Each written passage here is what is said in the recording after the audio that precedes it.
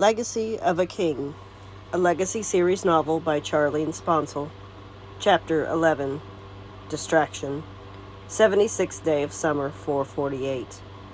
It had been weeks without a word from Tali, which wasn't unusual. I asked for his company when he appeared to need it, and otherwise left him at peace. He had expressed it was his preference, but his gaze followed me when we passed each other in the halls of late. Cam was sitting on the end of the dock, holding a fishing rod, a foot dangling close to the water. As I approached, he reeled in his line, stood, and stretched. I hurried to catch him so we might speak in private. He was the only person I told, albeit unintentionally, that his mother had sent for me, and questions I assumed no one could answer berated me since Sitak's inadvertent confession.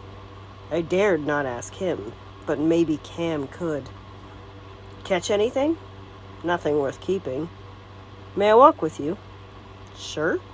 He eyed me, but didn't ask about my unusually formal request, so we walked in silence while I tried to find the words to ask such delicate questions. Summer was ending. The talus trees were turning red and white, and the sun had lost its heat. The seasonal flower seeds had flown and left dry, brittle stems. Just a few more days. I can't wait, Cam blurted out. And I'll be alone. At this, a more pressing concern distracted me, and I decided against broaching the subject of his mother's passing so close to his departure. You'll have Mia and Zuri, he offered. I'd resisted gaining an entitled attitude, but it was inevitable. It's not that I didn't consider them friends, but I couldn't discuss everything with them. What will you do in Sim? I asked as we approached the lake garden. Ride horses, make friends, lady friends. His eyebrows jumped. Don't be vulgar. I twisted away from him.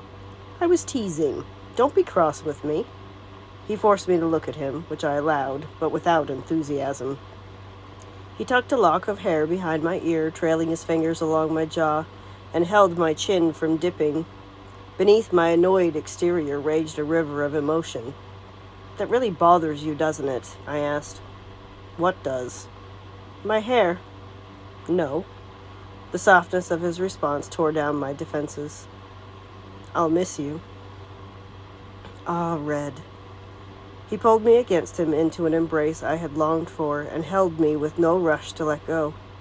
Emotion welded the contact, the caring, the comfort, and I buried my face in his chest, trying to memorize his scent, but the odor of fish was prevalent. I'll miss you too. Truly? He kissed my forehead. I'll be back before spring, I promise. Tilly called from the edge of the garden, and Cam backed away as he came into view. Catch you later, Red, Cam shouted as he ran off, fishing pole flailing behind him. I have seen little of you, Tilly said, pulling his fingers through the water in the fountain. Blinking away tears, I steadied my voice. I'm always here if you need me. I have reconsidered your request. Clear your schedule tomorrow morning. I stared at him quizzically. You need the wardrobe of a queen to attend an octennial with a king. My eyes popped open, and I embraced Tali, which I could only blame Cam for. To my surprise, he accepted it. Dimples pitted his cheeks for the first time since I arrived and made my heart melt. Thank you. It is the least I can do. His eyes were dark and intense. I gave him another quick hug and made a hasty exit. Cam's embrace broke a wall I didn't know I had built, and I determined I would never go so long without one again. I couldn't contain my excitement thinking about seeing my father. Mia, I called, running through the doors to my quarters. The king is taking me to the octennial. Come spring, we will be in Onioma. I hadn't let myself consider it, but now.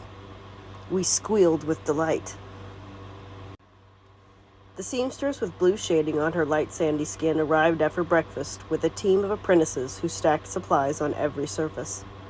Ai Falika, said the old lanky islander that had made Kesma's wardrobe before her entitlement. Need measurements. Undress. She spoke to her workers in an unintelligible form of shorthand, keeping them in a constant buzz of activity. Had I completed my apprenticeship, I might have understood them. The idea so entertained me that as I stood in my undergarments, I didn't think to be self-conscious. I shrugged at Mia's bewilderment, which resulted in a giggle that had been building since they started their never-ending string of nonsense. "You not mature," Thalika said, addressing me. "I've attained my full height." "West Foresters are not tall." "Eldermen not say I make for child. I'm only a cycle from entitlement." She judged me while pressing her lips together and gestured for me to turn. "Up, up," she pointed to the stool. I climbed up, and it placed my shoulders level with her eyes. "All right, little busty. Red, green, gold. They suit king, no?" "Yes, but the king has maintained his partiality toward a violet palette. King say what you want." She pressed her finger to the middle of my chest. Seamstresses shuffled around the room at her command with bolts and accessories. "You need 20 costume. What you prefer?" "I have some already." "No, need new. All best to match king." West Forester skin is sensitive. Felica pointed to girls who traded out their scratchy fabrics. "This leather is exceptional." "You know about this?" "I was in training as a seamstress, and my father is a textile tradesman." "What is this?" "I've seen nothing so delicate. Is it silk?" "Sea silk. Shellfish hair. Very fine. Linen is popular on the Vinlands, but I don't care for it." "You like fur or feather?" "Feather?" Even though the Westfall was cooler than ever Forester tattleships, fur was more their fashion. Would it appeal to him more? I tried to interject, but she had moved on. "Glass or wood bead?" "I've never used glass beads." The seamstress tapped her foot. "Wood?" I backed 20 day. Accoutrements left faster than they arrived, and once the drawing room doors shut, Mia and I burst into fits of laughter. We were still rolling when Zuri returned, bewildered. "She is the best. She's been designing clothes for Entitled since long before you were born." We tried to be serious, but it made us laugh harder. Zuri shook his head, and we roared until our sides hurt while he continued his duties as if nothing was amiss. "Were you truly going to be a seamstress, Lili?" "Yes. My father found me a good apprenticeship." I straightened my back, no longer ashamed as I had been when I arrived. The ensemble for the interment was my design. I slid a cloth case from under my bed and opened it for Mia. Her mouth hung open as she fingered the elaborate sewing kit. My most prized possession. Clothing isn't an appreciated art here, as it is in the Westfall. Cam made his departure as planned, and although I missed him, it wasn't the overwhelming misery I expected.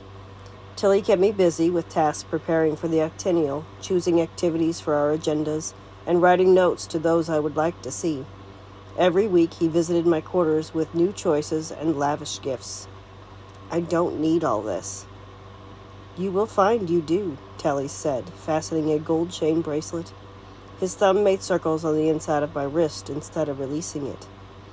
"But the cost. They are so decadent." "I enjoy pampering you. You deserve it." My face flushed. "Your enjoyment means more to me than any gift, which makes my indulging you much more satisfying. I have one more." He withdrew a box. I wanted to reiterate that I needed nothing more, but I also wanted to see inside. He removed the lid, and I covered my gaping mouth with my hand. He placed the delicate gold circlet upon my head. A stunning ruby rested in the center of my forehead, in lieu of a crown, he said, and kissed the spot he'd been rubbing. I held the circlet in place as I hid my embarrassment from him. "You would deny me the joy of seeing your face?" He coaxed my chin upward. "You look down for no one."